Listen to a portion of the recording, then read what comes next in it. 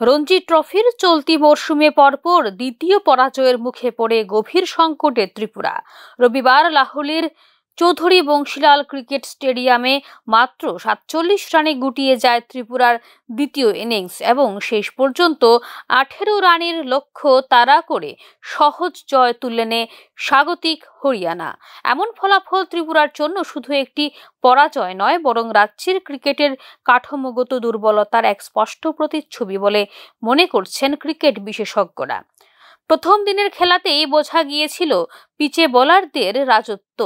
একদিনেই পড়ে যায় ১৮টি উইকেট এবং স্পষ্ট হয়ে যায় দীর্ঘস্থায়ী হবে না ম্যাচটি। হরিয়ানার প্রথম ইনিংসে ২৯ রানের লিড নিয়ে যখন ১৫৮ রানে থামে, তখনও ম্যাচে ফেরার সুযোগ ছিল ত্রিপুরার, কিন্তু দ্বিতীয় ইনিংসে ব্যাট হাতে যে ভঙ্গুরতা দেখা গেল তা দলের মানসিক প্রস্তুতির ঘাটতি প্রকাশ করে দিল স্পষ্টভাবেই। হনুমা বিহারী, বিজয় শঙ্কর, মণি শঙ্কর, মুরা সিং, বাবুল দাসরা ব্যর্থ হয়ে একে একে ফিরে যায় সাজঘরে।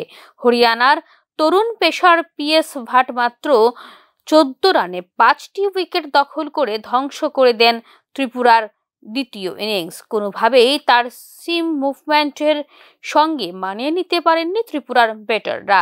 ব্যাটিং অর্ডারের শীর্ষ থেকে নিচ পর্যন্ত একটিও কার্যকর জুটি গড়ে উঠতে না পারায় ইনিংস ভেঙে পড়ে যায় ধূলিসাৎ। ত্রিপুরার ব্যর্থতা কেবল এই ম্যাচের মধ্যে সীমাবদ্ধ নয়। দলের সমস্যা হলো মৌলিক প্রস্তুতির অভাব, প্রযুক্তিগত দুর্বলতা এবং অভিজ্ঞ ব্যাটারদের সঙ্গে দলীয় আত্মবিশ্বাসের ঘাটতিতে বলে মনে করছেন ক্রিকেট অনুরাগীরা। টিম ম্যানেজমেন্টের কৌশলও এবার প্রশ্নের মুখে। পিচের প্রকৃতি বুঝে উপযুক্ত ব্যাটিং বা বোলিং কম্বিনেশন বেছে নেওয়া, ম্যাচ পরিস্থিতি অনুযায়ী কৌশলগত পরিবর্তন, এসব ক্ষেত্রে ধরা পড়েছে ঘাটতি।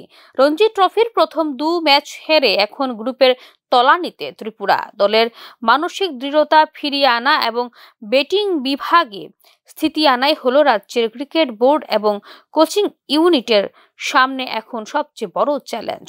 স্থানীয় প্রতিযোগিতার মাধ্যমে ফর্মে থাকা খেলোয়াড়দের সুযোগ দেওয়া, আধুনিক ব্যাটিং কৌশলের প্রশিক্ষণ এবং ম্যাচ পরিস্থিতি মোকাবেলায় মানসিক প্রশিক্ষণ, এই দিকগুলো জোর না দিলে ভবিষ্যতেও এমন বিপর্যয় ঘটতেই থাকবে বলে মনে করছেন ক্রিকেট বিশেষজ্ঞদের একাংশ।